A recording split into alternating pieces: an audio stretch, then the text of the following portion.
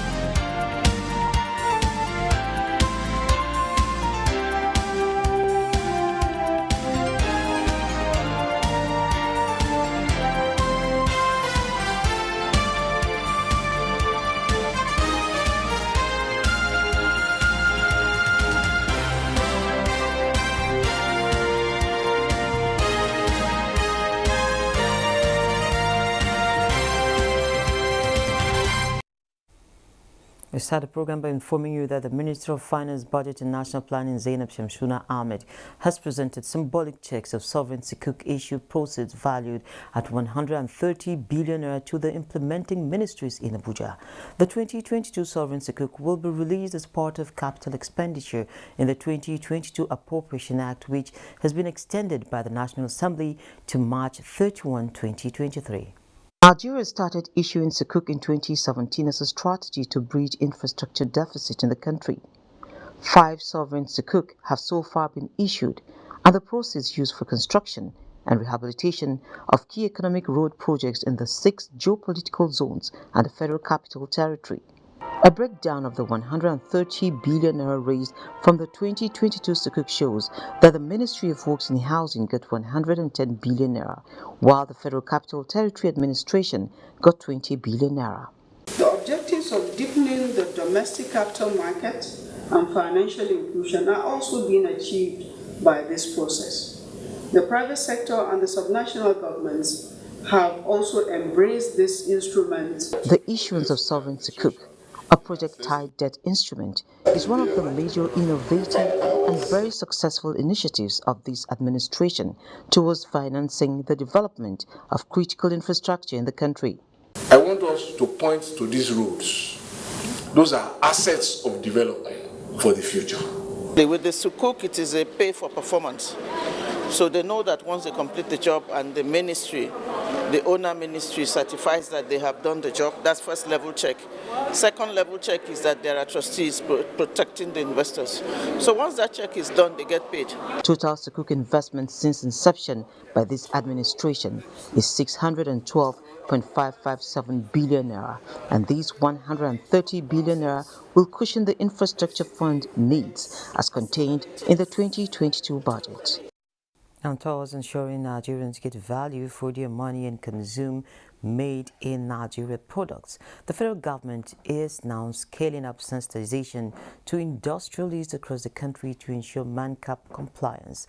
This action by the Standard Organization of Nigeria, SON, the DG said, is to further bring national productivity to meet global standards. To further sensitize the Kano business community, the Standard Organization of Nigeria hosted them to discuss issues relating to MANCAP certificate and the production of standards and halal products.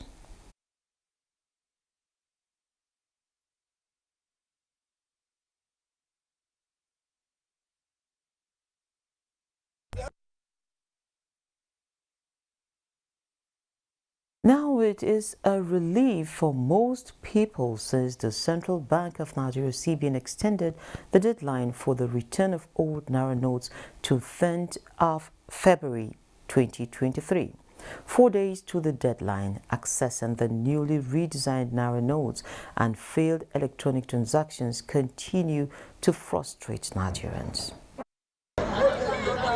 In most ATMs, getting cash has become difficult now, with long queues of people desperate to make withdrawals. The money is very scarce in the country now. We queue since morning till morning till night. It's not okay now. Let government consider us. 20,000 naira cash limit is the amount allowed daily for individuals, but the high demand had led to a cash crunch. The deadline extension was welcomed by many. The extension, it has dashed the hope of some people. They're still waiting, still counting the days. Banks have been accused of the newly redesigned naira notes racketeering. No, that's not an excuse, and we're not taking it. From Friday to date, you still have the balance of 91 million, and people are out there looking for money, and you're loading only 1.52 million in the ATM. These are officials of CBN and law enforcement on inspection of banks in Bauchi Metropolis. This is coming after the CBN governor told the House of Representatives that Nigerians will get the opportunity to redeem the face value of the naira after the deadline. The overriding benefit to Nigeria and to Nigerians is what we're interested in, which is about making our economy stronger and then combating the high incidence of insecurity in our land. Subject to the content of the CBN Act Section 20, subsection 3, which says, even after the old currency has lost its legal tender status, that we are mandated to collect those monies. This video circulating on social media platforms raised the question, where are these naira abusers getting their own naira notes, just when queues keep mounting at the ATMs? It's reassuring that the Apex Bank has resolved to henceforth prosecute naira abusers and sellers. This is as it directed deposit money banks to start paying over the counter to reduce queues. And of course, the queues are still there. But then the new naira policy has come to stay. And as the scarcity of banknotes enters another week, my colleague Musa Abubakar earlier had this conversation with a development economist, Dr. Emeka Okengwu, who spoke on the impact of the policy on the economy as businesses adjust to the new reality with increased adoption of e-transaction. I have with me a development economist, Dr. Emeka Okengwu, to discuss the impact of the policy on the economy as businesses adjust to the new reality with increased adoption of e-transaction. You're welcome to Business Express. Pleasure to be here, Musa. Thanks. Okay, first of all, let's start with the impact. So far, what's your assessment about the impact of this new policy? Well, I think let's start with the policy before we start with the impact. Okay, because it's important, let's have a stance on the policy. Okay, and probably the reasons adduced for the policy. Then you can begin to now, measure that against the impact. Okay, let's start with the policy. First, remember, by law, currencies are redesigned over some certain period. Yeah. In some instances, 5 years, between 5 to 8 years. Okay, that's a legal requirement. Okay, because first and foremost, it's supposed to help you stabilize, it's supposed to help you stem inflation, et al. Now, in our own case, I don't think it was just because we wanted to stem inflation. We had a policy statement from the CBN that says that out of the 3.2 trillion in circulation, that 2.7 trillion had been hoarded. Yes. Okay? Now, this was the first and most important, that they needed to get that money back into the banking system if we were going to be stabilizing, the monetary policy and the exchange rates. Yes. Now, that's critical. So it's at that level, high level, and nobody ever came to challenge that policy or to challenge that statement. Now, CBN comes again to say that in the first 30 days of the implementation of this policy, we had gotten about 55 million or 55% of these currencies outside or hoarded back into the system. And then it had increased to 75%. Now, not one person in Nigeria came out to interrogate, question that high-level policy statement. So whatever it is you want to do, yes, we've seen people who are suffering. All of us are. And I can tell you, God is my witness. I refuse to give anybody my card. Now, so what is the impact? The impact is that because the CBN probably did not, put proper advocacy programs into place, Now, everybody is going back to take their monies and probably return to the old ways. Just because before we got on air, we were talking about how we're surviving. And I can tell a story in 1984 when they redesigned that money. I remember that my father went to my village, called everybody around my house, and then people were bringing in their one naira, 2 naira, whatever monies they had against their names, and somebody was mandated for those who didn't have accounts. But wait for it. My father says, if you want your money back, then go and get an account. So a lot of people in my community now got bank accounts. And this was how, in those days, you needed to fill forms and all that. Yeah. Right now, with your phone, on your phone, Musa, right, you can go to a community and establish open bank accounts for 1,000 people in a day. All right? And as you walk into a bank, and you identify and tie yourself to that account, you can walk out with an ATM card. So, if you look at it from that perspective, it becomes a lot difficult for you not to support the CBN. Okay. There's this issue of we've seen prices of goods, most especially agricultural goods at the rural areas, somehow crashing. So is this one of the intended policy targets? Well, for me, if it crashes based on real value, then it's a good thing. But if it's pricing based on first sale value, that affects the farmer. Then I don't think it's so good. Okay, because what people are now doing is that they're selling anything they can sell to be able to get cash. But that's not a very wise thing to do.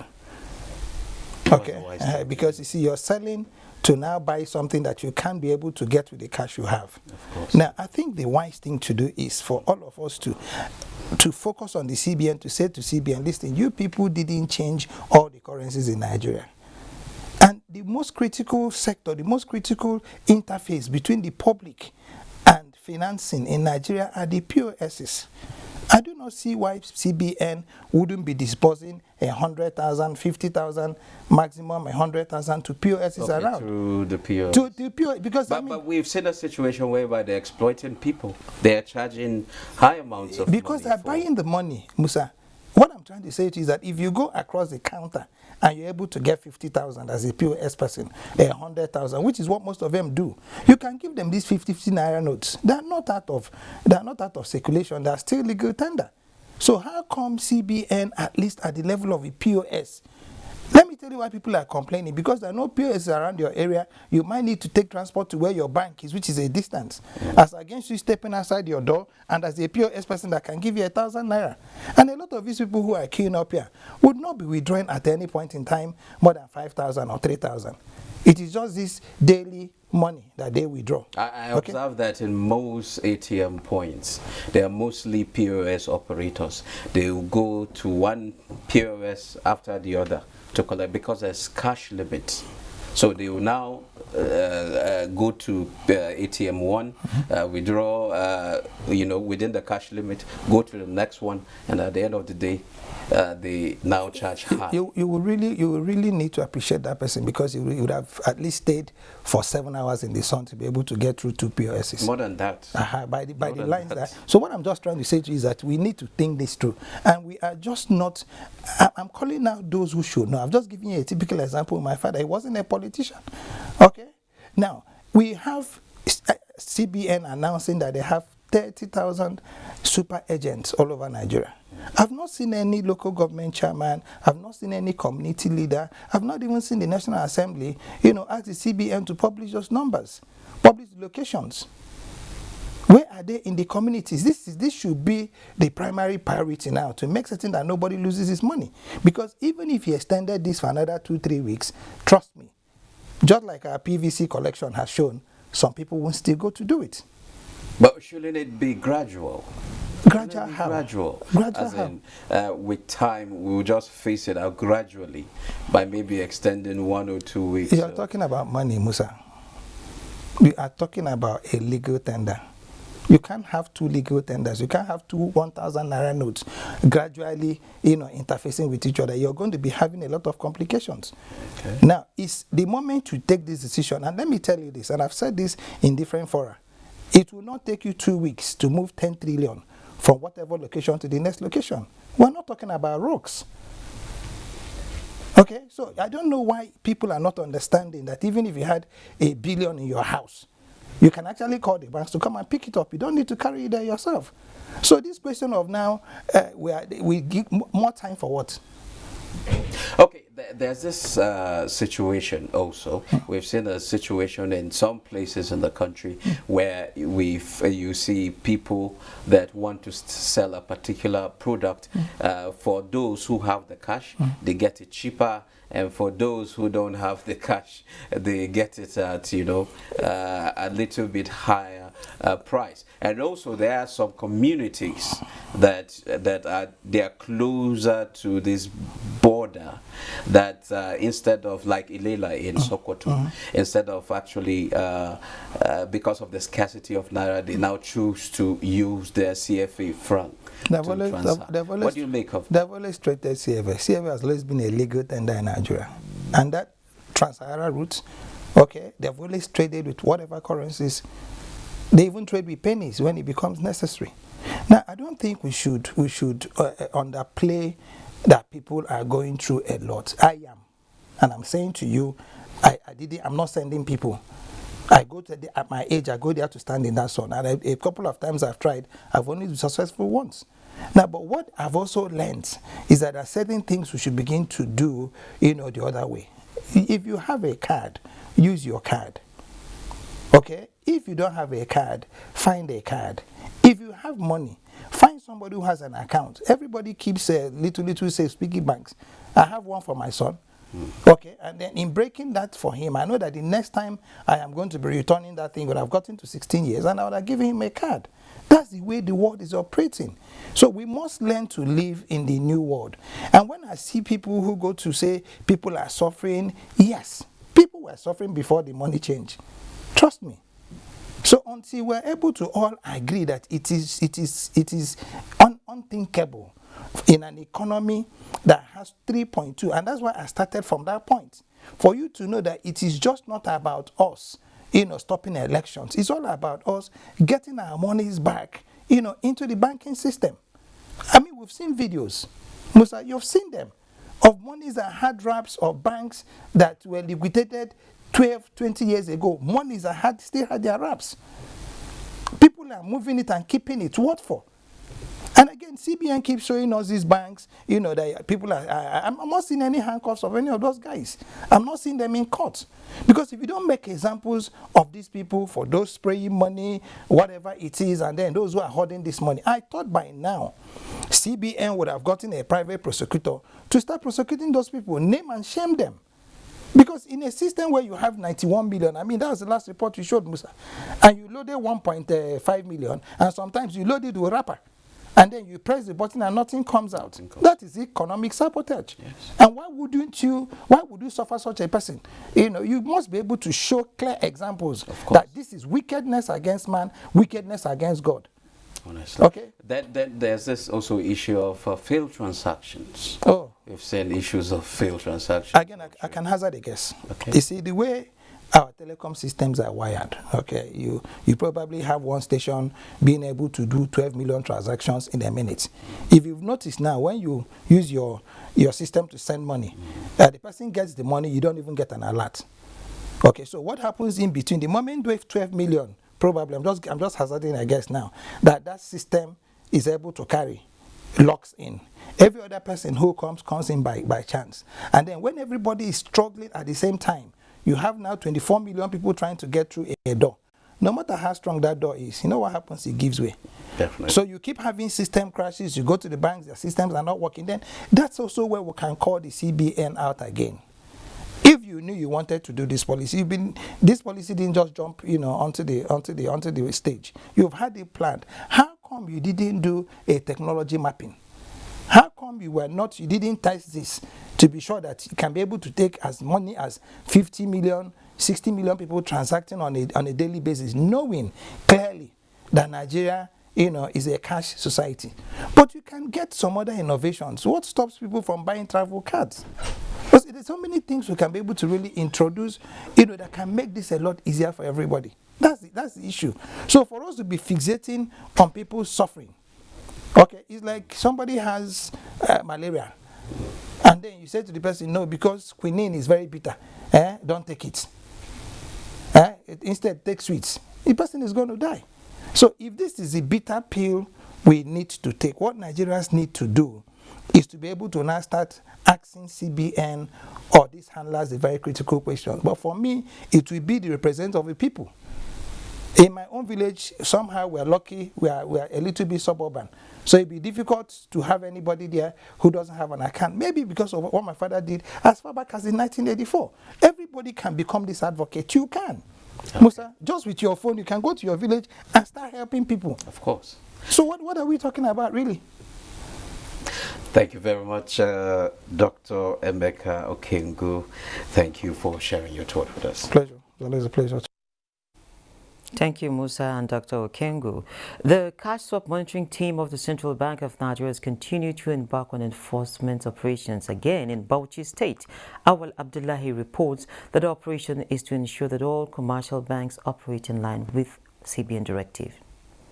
As the deadline for currency swap drew nearer, the monitoring team of the Central Bank of Nigeria continued to intensify efforts toward ensuring total compliance with the CBN directive.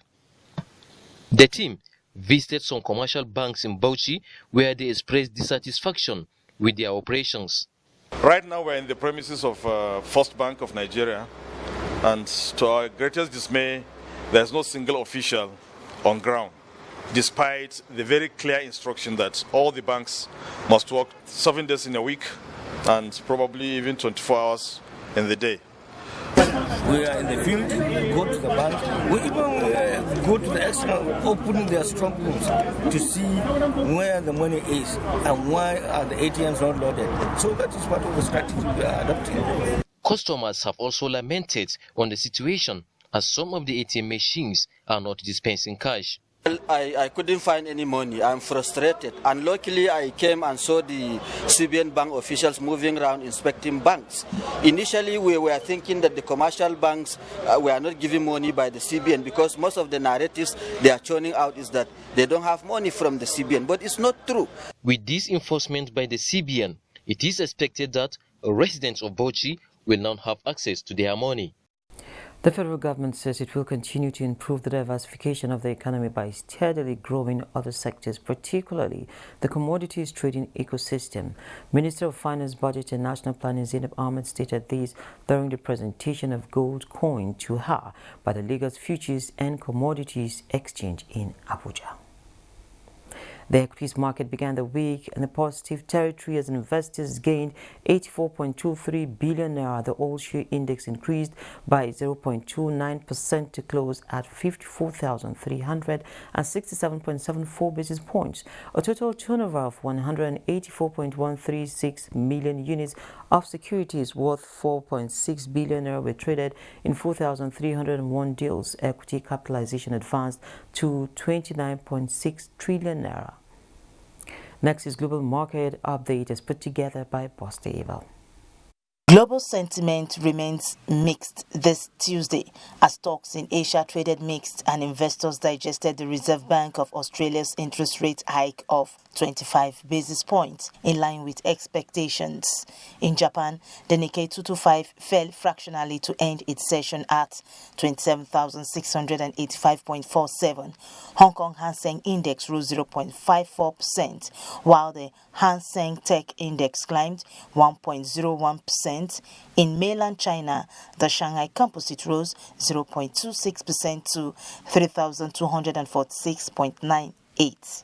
U.S. stock futures rose slightly early Tuesday morning as investors braced for the latest commentary due Tuesday from Federal Reserve Chairman Jerome Powell.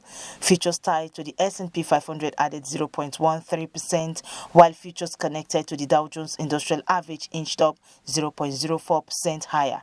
Nasdaq 100 futures also rose 0.19%. European markets are heading for a positive open as global sentiment remains choppy. In Africa, the mixed sentiment still prevails. South Africa's JSE Africa Top 40 is higher by 0.15%.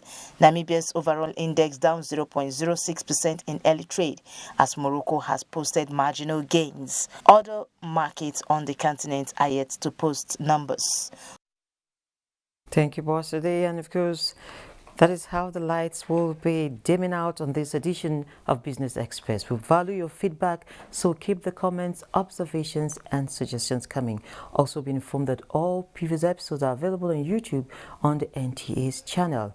We would like to also inform you that in 3 days' time, actually, the window for the currency swap will close, and of course the queues are still out there. So while all authorities put hands together to ensure that the process is seamless for most Nigerians who have spent hours on queues around the country, you might want to explore electronic payment platforms as much as possible to reduce the stress on your part. My name is Leah Katung Babatunde saying God bless Nigeria, and the program returns Wednesday at 3 p.m.